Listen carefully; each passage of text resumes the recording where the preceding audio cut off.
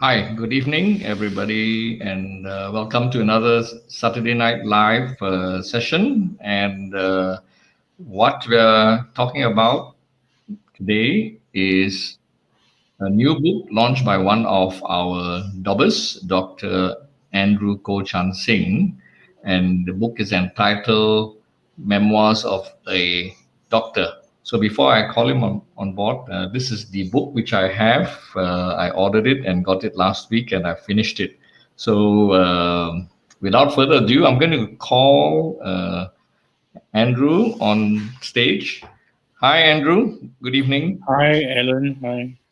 Good How's things evening. in Perak? You're in Perak right now, isn't it? Yes, I'm in Perak. Yeah, We are quite all right.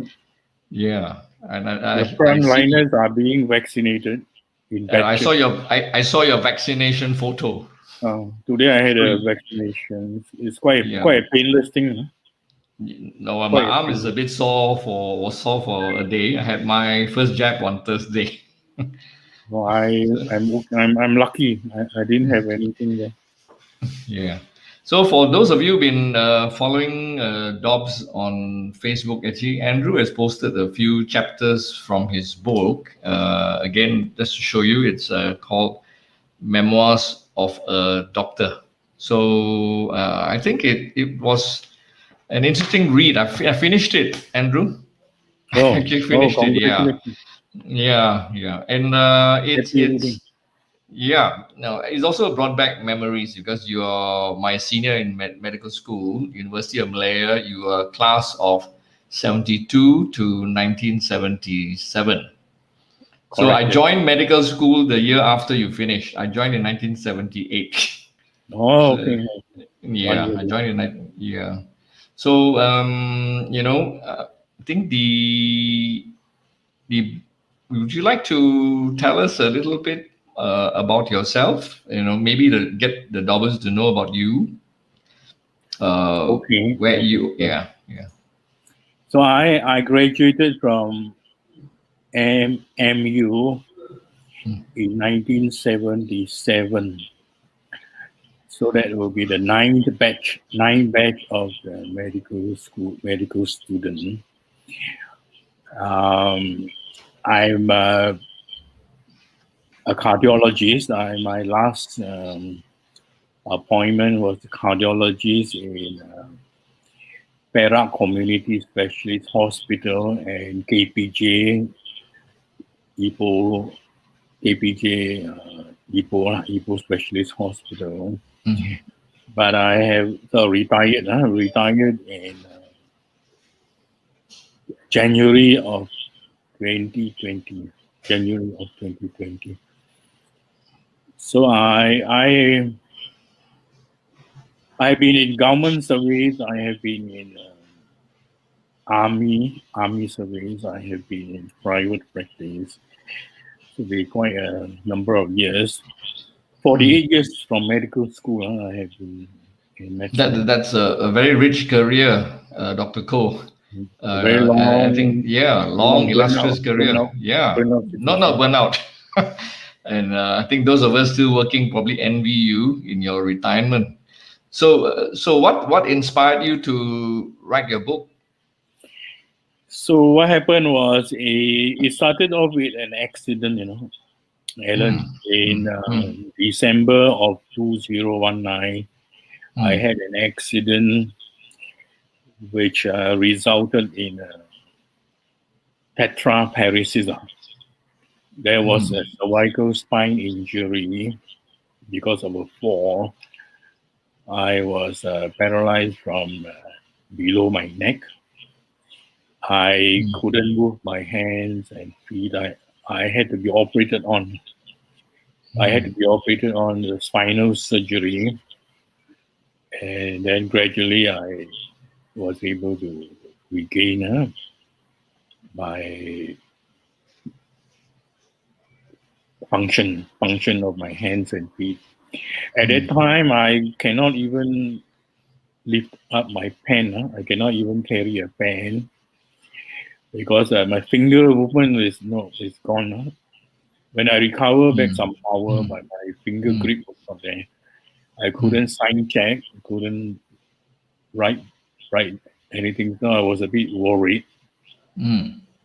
So when I recovered, gradually when I recovered, and I was able to write. After a month, I was able to write.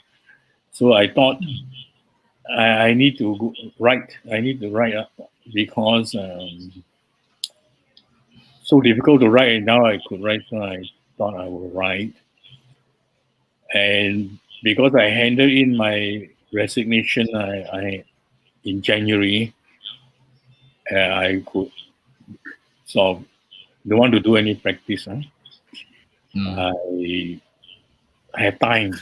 I free my time, Mm. and also the COVID pandemic cannot go out. Also can't travel anywhere. Yeah. So I start writing, and I wrote. In fact, I wrote a couple of books, two books before this. Mm. Mm. The first two books was a Christian book for the church. Mm. This was actually my third book. The Mm. first 6 months of my retirement, I was writing the other two books. Then the last 6 months, I wrote this book. I took it as a challenge. I took it as a challenge because I need to tell my story, Mm. especially to my family. I need to tell my story. So I started writing from one page to another page and so on.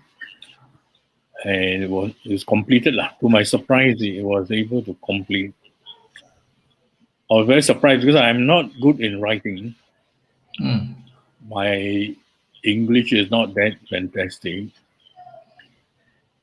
No, but I think the still whole book, able to do it. Still able to do it grammar was flawless in the book. And Andrew, you're very modest. because I was never good in arts lah. Never good in Mm. arts. I'm Mm. more of a science. But Mm. thank God I got it written, and it's now published in Amazon. Yes. Mm. Ebook and paperback is in Amazon. The local printing is done in Kuala Lumpur. Mm. I I thank those daubers who have pre-ordered from Mm. me. Quite a number of daubers pre-ordered. I think they have received the book lah. I've sent the book. Most of Me them have. included. This book. Me. Most of them have received this book lah. Mm. So happy to So sort you of can share see my life live with in the everyone. flesh, the author. Yeah. Yeah. So, what are the challenges you face when writing the book? Maybe that and maybe you can inspire other daubers to write on their own experiences in The their first thing medical is career. I have to get out of my inertia Hmm. because I have always been there's a lot of inertia to do things. So one day go become another day. There's a Sure. procrastination.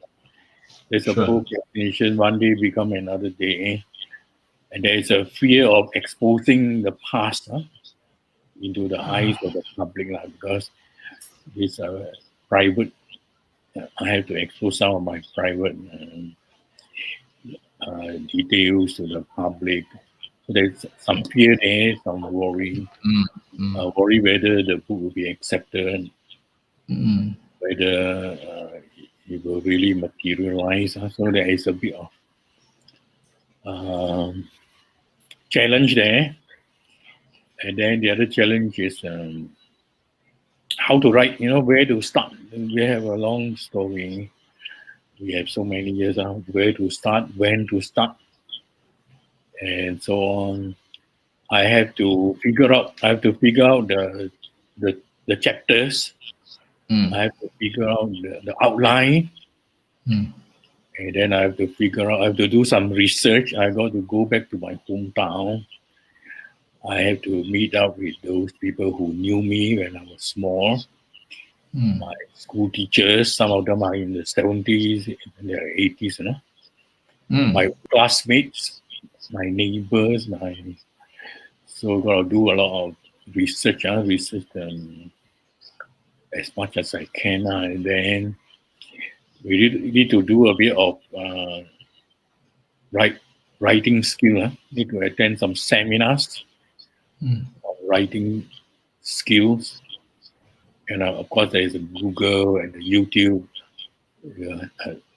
Listen to a couple of YouTube, read a couple of Google and research on how to Mm. do Mm. an autobiography. And then what title I am going to put. I have to decide what title. I need to have a title that is catchy. Mm. A title when you search on the Amazon, it sort of comes up. So I tested several titles. And some of the title when you type to Amazon, you will come up with a few hundred. So then it's hard for people to search you. Mm. But when I put this, a memoir of a doctor, and I search, only 5 or 10 books come up. So that means it's searchable, not too much of competition. Mm. So I decide on the book, then I got to decide on the cover. I got a designer to cover, do a cover. And so these are the things that, once the things are sorted out, then take a couple of months to sort out this, to do this research and so forth. Then comes to the actual writing. And then from one page to another page, one chapter to another chapter, it goes on and on. It goes on and on. And then when the momentum is come, then there's a momentum, there's an inspiration. I was able to move on. To put all those things down, I'm quite impressed. I think you must have like a fantastic memory. Was there problems recollecting, or did you keep a journal or something, or I diary? didn't keep a journal. I didn't keep a diary. I didn't keep a journal. So I have to rely on my memory. Oh, that's a mark. I think the brain cells are extremely intact, Andrew, so that you could recollect all those things in your Somehow past. the brain connect when you start going back, reliving to the past, relive your life one more time. So it comes back. It comes back. It doesn't come back immediately. Sometimes you read a couple of days. Hey, I remember that one. Yeah, I mean, Remember your account of residential college, your first day of class, where the dean, Prof. Danaraj, and how people are so frightened of him, the horrible food in college, and all these things bring back memories, to me as well. that one, yes. Yeah. The one is cannot forget because the one is sort of stuck to the brain. What Danaraj said on the first day is sort of stuck to the brain. So he was telling that you will not, if you want to make a lot of money, you don't do medicine. But that's not true, lah. That's not true because medicine is still very lucrative. But Well, 40 years ago, it may not be. It may not be so. But some of the things he said is quite true. your quote that medicine is a lifelong course. I think that It one is not. Yeah, you one can hear very Danaraj's true. voice. Yeah, It's rigging every time. And then with Danaraj influence on our batch is a lot. He really, because I think in our batch he was going to stop his teaching.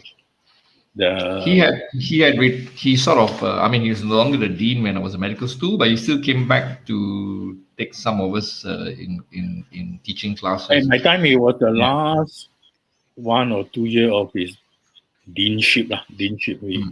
He was being forced out to make way for the younger people. Yeah. So he said, I must teach you guys. I must teach you how to be good doctors. Teach you how to command respect. So he taught a lot of input from him. A lot of input. Yeah. And then your account of housemanship, and your life as an MO, outpatient mobile health clinic, and so it's amazing. I mean, how you put it all down, and actually it's a interesting insight. I wish more doctors actually would be able to write on their experiences in a medical career. And I think it would actually, inspire many of our young doctors today. What life was back then, how it's similar in many ways today. And I mean, they may have different challenges right now, but I think how the journey never ends, and how it culminates in the Yeah, pinnacle of the your journey career. Yeah, never ends. It yeah, goes on. It goes on. yeah. The baton goes pass on. The baton is passed on like a relay race. Pass on from Mm, one mm. generation to another generation. Well, I must congratulate you. And you've in your book also you've related how you've experienced many challenges, near-death experiences. And I think it's great how you've overcome it. Yeah, and it's inspiring. It's not a very big book, but it Yeah, is packed with your life is there. quite a small book. Yeah, yeah. Hmm. So I think it's interesting. I mean, medicine is a calling. Okay, it's not something to Medicine be. is a calling, definitely. It's a calling. Yes. Definitely is a calling. Hmm. It's quite draining. It's quite draining on your social life. Exactly. Quite Exactly. I draining. think when it just makes me remember how the days when we were young, and it's just work, work, work. There was no social life, hardly anything. 7 a.m. starting until 11 p.m. the next day. I In get reflection. burned out every couple of years. Yeah, yeah. After 3 to 4 years, I get burned out because of the on call. Mm, On call in cardiology is no joke. mm, No joke. mm, mm, And the on call, it really burned out. mm. In 5 years, I already burned out. In 5 years, I can't go anymore. I have to This stop in is. 6 months. I Mm, can't go on with this. At least if you are in a government practice, it's not so draining. mm. In a private, you have to do everything on your own. Yeah, I Very think there are different different. challenges, and I think the your book also gives some insight on the different experiences in government service, in your MINDEF, and then in private practice as well. I think it will be interesting. I mean, to experience it firsthand, but at least through your book, it does open your eyes. Mhm. And then Yeah. we don't have time for the family. We are so Yes. much in the hospital. Mm. We don't have time for the family. There's another part which is very difficult to balance family life and the career, medical career is tough. It's tough. On looking back, it's really tough. That's why when I had the chance to retire, I just take off. Enough, enough. Can't Mm.